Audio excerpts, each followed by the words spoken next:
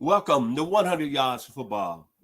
Today, we're going to have our top 5 cornerbacks in the 2022 NFL Draft, which is going to be happening on Thursday evening, one day away. So if you like the video today, please come in and share it. I'm your host, Vincent Turner. And I would like to say a special thanks. This gentleman has been with us for 2 years. And I always say it's journeys that you walk in your life, and God is real. That's all I can say. Blessings come in forms that you never dreamed of. And I've said this several times here on 100 Yards of Football. See, the young man that's in front of me, I go back when I was a sophomore, came home Christmas Day, spent Christmas holidays in my hometown in Memphis, Tennessee, sitting in the living room at 1248 Singing Trees, watching the Orange Bowl with my father, and watching that Oklahoma team play the Florida State team. A Florida State team that a lot of people didn't know but was ascending on the national level. And had some great players on their team, and the player that led the charge is in front of me. He ended up going on being a first-round pick in the 81 draft with the Atlanta Falcons.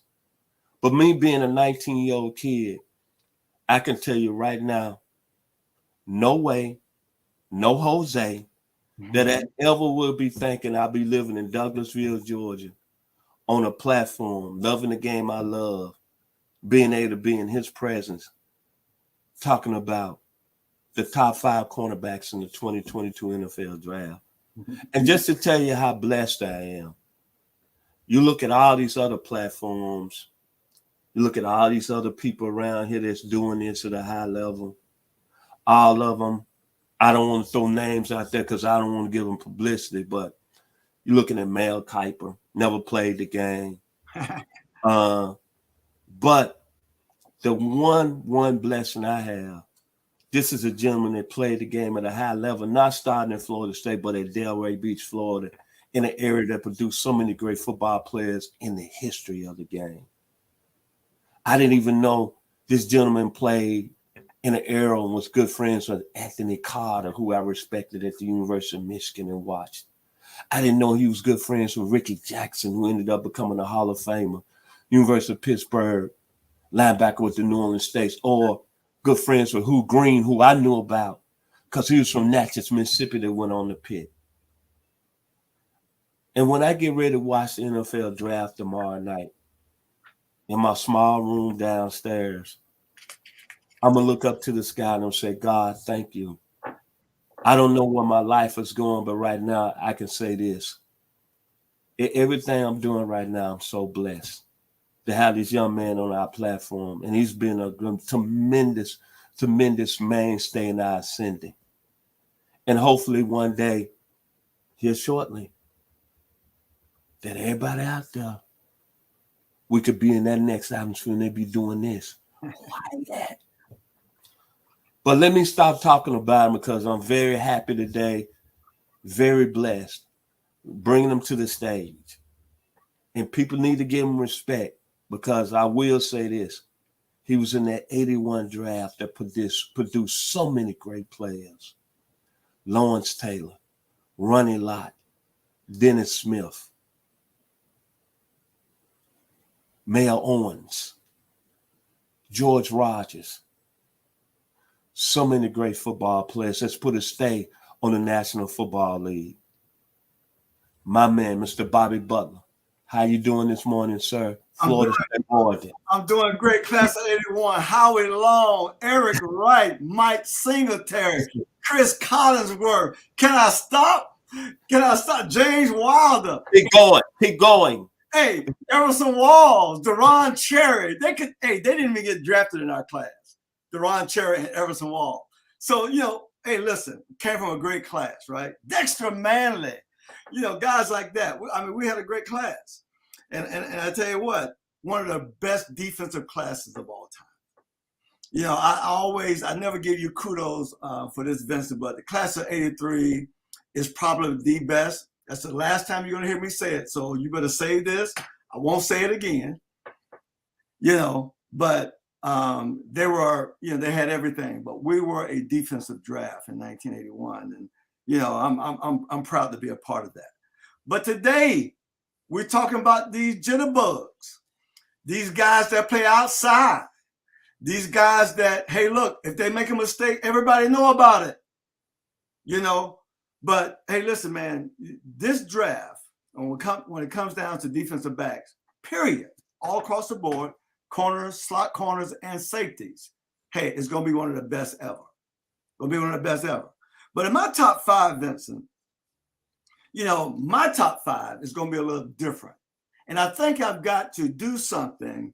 Because see, when I think about corners a lot, me personally, I always think about the outside guy, right? The guys who play on the outside, right?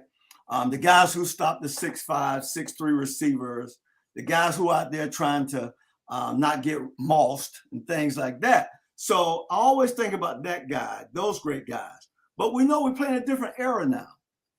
I remember when nickel and dime first started to happen in the NFL. In 1981, when I was drafted by the Falcons, we carried 3 corners on the roster. Mm-hmm. Think about what I said. 3 corners only. Why? Because there was no 3rd and 4 wide receivers in the game. Mm-hmm. There was no 3, 4 wide receivers in the game. It was about running the football, throwing when you have to. But today we know the evolution of the game, where we are, we need the slot corner to defend the slot receiver. So let's just get started on it right now. We're going to start from 5, and we're going to go all the way up to number 1, right? Now, the experts got their guys. I have my guys too, right? And so it's kind of hard. It's really hard because I got to give kudos to the slot corners. All right? Because there's some more great corners that didn't make this list, not because they're not deserving, just because the game has changed. So let's start with that, right? Let's start with number 5 on my list. This guy is a local guy from Auburn University named Roger McCreary. 5'11", 190 pounds.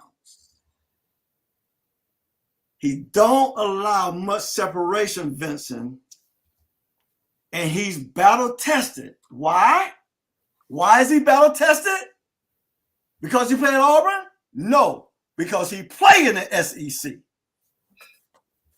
And when you play against that team that they compete against every ending of the season, from Alabama, they go at it.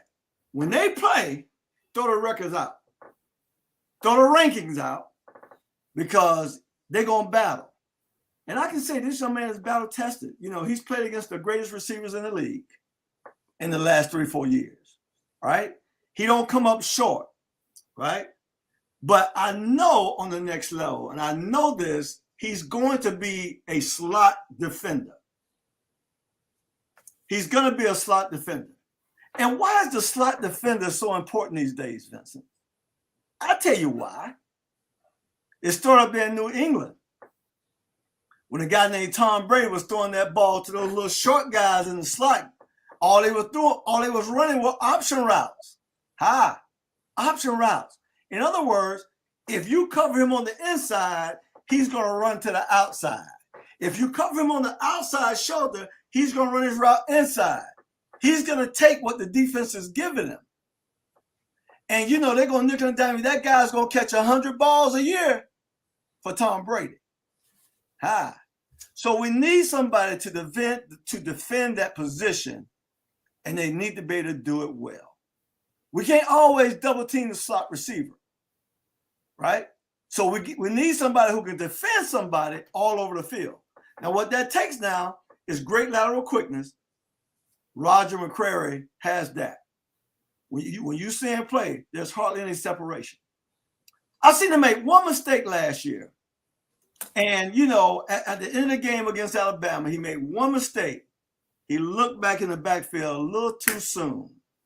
Had he not did that, could have been a different story, right? But he's a great corner, and I got him at number 5. He's tried and tested in the SEC. You can't say enough about this guy. 5'11", 190 pounds out of Auburn. Number 4.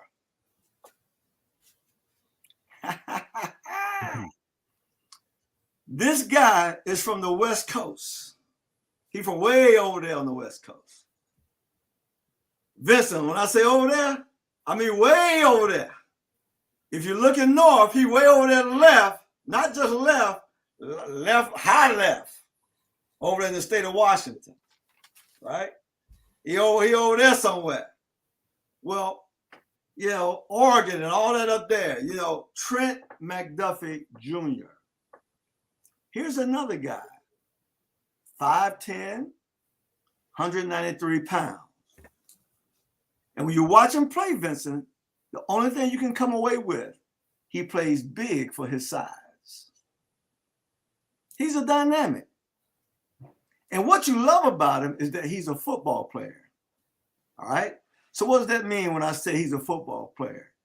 He's not one-sided. Whatever you ask him to do, he can do it on the football field. He can perform it. He's an excellent tackler. All right, he's an excellent tackler. He's an excellent cover guy. He's an excellent blitzer off the corner, off the slot. And I really believe this is another young man going to find himself on the next level playing the slot corner, nickel or dime, or whatever they want to call it. That's a generic name, nickel or dime. Everybody got their own name. Some teams may call him star, right? But he's going to play inside. Why? Because he's a sure tackler, right? Because think about it. What is a nickel back? What is a dime back? If you brought regular formation in the game, if you don't bring 3-4 wides in the game, all right, it's obvious. So you got 3-4 wides in the game. That nickel back is going to go to a slot receiver. That dime back is going to go to the other slot receiver, right? Now, let's say instead of bringing in 4 wide personnel, you got 2 running backs, you got a tight end, you got 2 receivers. Where's the nickel and dime? He's the middle linebacker. Think about that now. He's the middle linebacker. He's Mac linebacker. He's Mike linebacker. He's right there in the middle. So if they took them backs and they put 2 backs, tight end and receiver, take those receivers and make a regular formation, what we consider regular formation, he's going to be a middle linebacker. So if they do that, he's got to be able to do what, Vincent? He got to be able to tackle. This young man is a great tackler. You know, he's got a great IQ, right? And I'm just telling right now, he's going to be a slot receiver on the next level. That guy's important today. The slot defender is an important defender today. Now, let's get to my last 3.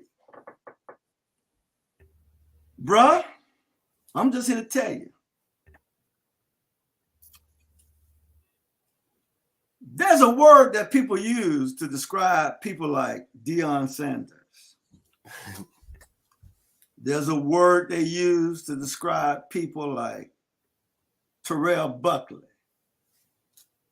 There's a word that they use to describe people like Patrick Peterson in his prime. And that word is simple. It begins with an S. It's called special. Special. Vincent, I know you can come up with a song from the 70s called Special. And at number 3, and I got him at number 3 for a reason, because these top 3, really you can pick and say who 1, 2, or 3. I'm gonna be honest with y'all.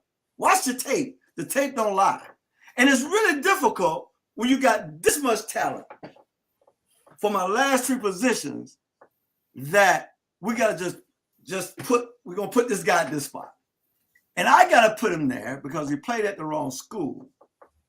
Kaiir Elam Jr., 6'1", 191 pounds out of the University of Florida.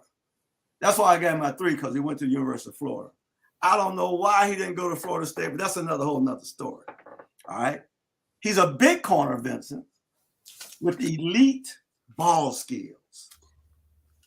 And here's the thing, his game is built on speed and physicality, which you normally don't see in the same toolbox. I want you to think about that. His game is built on speed and physicality. They normally don't go as a pair, right? But his does. And here's the thing. He's got NFL pedigree. His dad, Abe, played 8 seasons in the NFL. He's got an uncle who also played in the NFL and the CFL. So, dude, special guy. I enjoyed watching him play at the University of Florida. Then we got the top 2. Hey, let me tell y'all something. These guys right here, one of them so special. I'm not going to call them 1 or 2. I'm just going to start talking about them.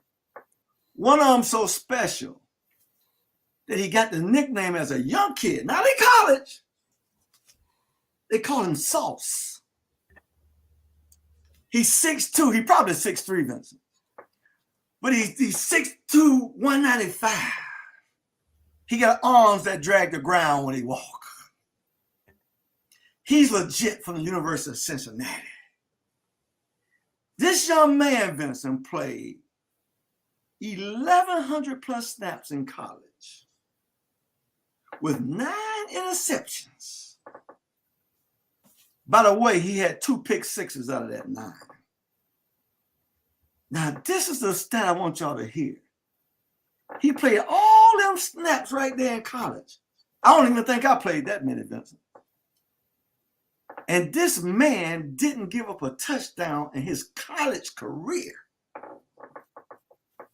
He'll be the first Cincinnati Bearcat prospect selected in the first round to go that high since 1971, when the great Bobby Bell was selected in 1963 by the Kansas City Chiefs. Do y'all know anything about that You know anything about him? We can ring our bell with that Bobby Bell, right? And so there's a guy, they got to rank number 1.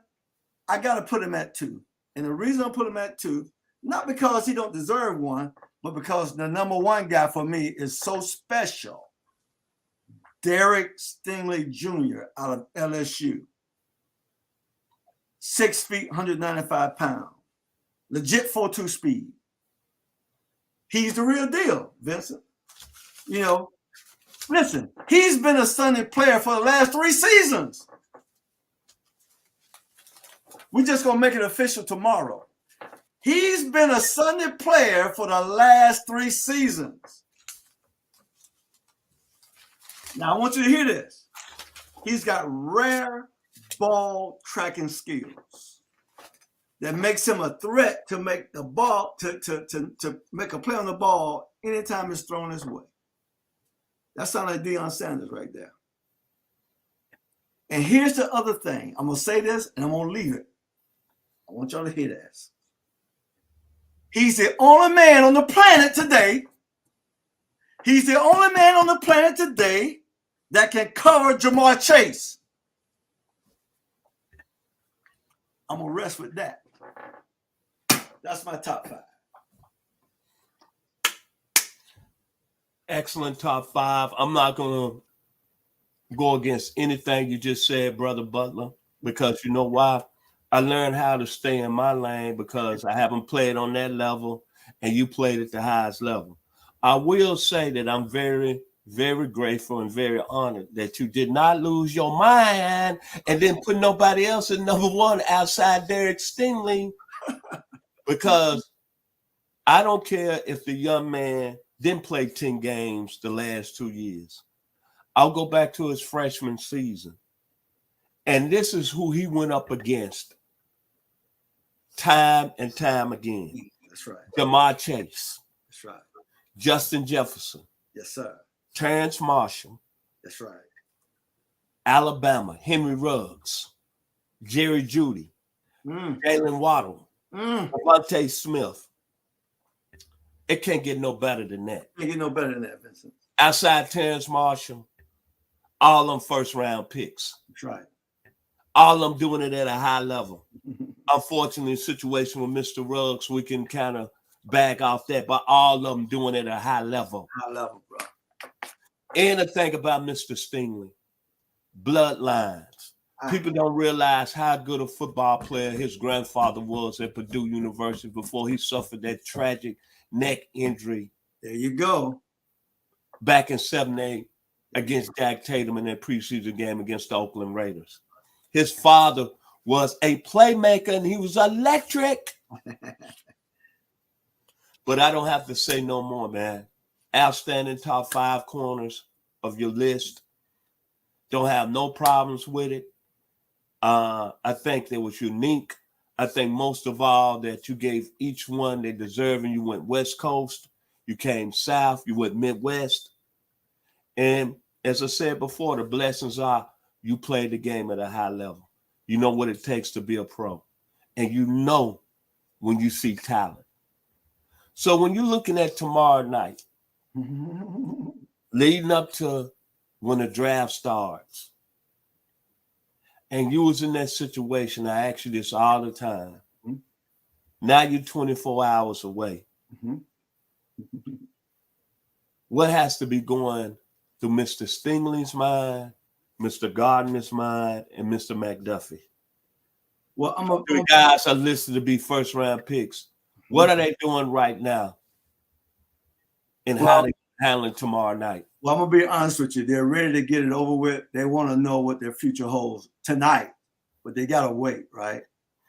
My prayer for every young man who's about to be drafted tomorrow, that you take the time, if you're near your family, spend time with your family, get close to your loved ones. Don't go out hanging out. Don't go clubbing tonight, right? I'm serious about it. Yes, sir. Stay and hang close to your family. I mean, we've lost some guys like that. You know what I'm talking about? Maryland University. And so we don't want that to happen because, we want them to get settled, be around your loved ones, those who are really close to you. Wait for your opportunity tomorrow night. And when that happens, don't go Hollywood. Go to work. Time to go to work. You got to make sure that when you get selected tomorrow night, after that when you show up, that nobody's disappointed in picking you. Don't go to sleep because you get a paycheck. That paycheck just say you deserve to be there. Now you got to prove to the world that you deserve to be there. Because one thing about the NFL, we pay for potential, right? This ain't like Major League Baseball, where you get drafted. If you're a hot shot, you may get a signing bonus, but you're going to make $60,000 a year traveling that bus for a few years. You ain't got 50, 60,000 people screaming and hollering at you no more. You ride on a bus, you're humbled immediately. And as you become better and better, then they go ahead and top you up with that money. But in the NFL, it ain't like that. Y'all going to get drafted tomorrow, y'all getting paid. So make sure you stay close. Don't do anything out of character. I'm telling you, and it's hard to do that. Just stay close to home base and go to work. Because as soon as you get drafted tomorrow night, you're going to be in camp doing OTAs. It's time to get it together. Learn your playbook.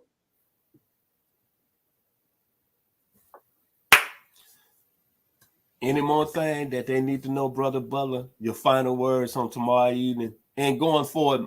I guess my last question to you, out of all the corners out of your top 5, which one you think is going to have that greatness after 20 years? We're going to be talking about the 2022 NFL draft. And this young man did everything he's supposed to do at the cornerback position in the league. Which player is going to make that happen? Derek Stingley Jr., without a doubt. He's a pro. And the thing I love about him, see, Vincent, there are a lot of corners who got pro potential, pro ability. But you got to have that ability between these ears right here. And he comes from a family that's been there, done that. His grandfather was tragically injured in the game that he loved. And his daddy still allowed his son to play football.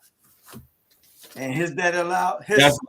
That's serious. That's deep. That's serious because this man had a major blow, right? And so, and they're still playing the game. And so, at the end of the day, I think that young man right there is ready to do something now. Not saying that these other guys can't and won't. I'm not saying that. I think Lamar Gardner, Sauce, is prototype. All right.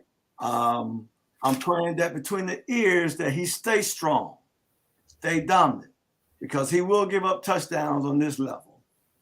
You know, and sometimes, you know, when a person's been that good, when the first touchdown happened, it can ruin a guy. I'm just going to be honest with you. But I hope that don't happen to him. I hope he's strong enough to say, okay, hey, we all playing football. They're getting paid like I'm getting paid. But he ain't going to catch another one the next time, right? The attitude he needs to have.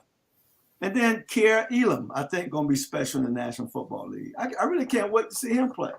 You know, he could, out of these five, he could end up being the number one guy in a couple of years.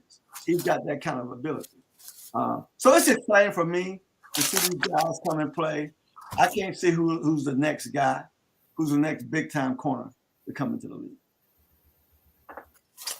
Well, that's been our top 5 corners in the 2022 NFL Draft. If you liked the video this morning, please come and share it. As always, it can be more better and more done by a guy who's drafted 25th overall. I want to get that corrected. First round, 1981 draft by the Atlanta Falcons by way of Florida State and Mr. Bobby Butler. So if you like the video, please come in and share it. Special thanks to our producer, Mr. Logan Landis. And I'm going to end it with this. All I can say is the young man out of Detroit, Michigan, Ghostbusters, hot stuff, hot stuff. Don't. Hot stuff. Yes, sir. The top 5 cornerbacks in the 2022 NFL Draft, they're going to be hot stuff tomorrow night when they get drafted. Sir. So if you like the video, please come in and share, and we'll surely appreciate it here on 100 Yards Football. And please be safe tomorrow evening watching the draft. Don't go out and watch it. Stay within your confines. Be around your loved ones. As Brother Bobby Butler explained, you enjoy it better. God bless. We surely appreciate it here on 100 Yards of Football.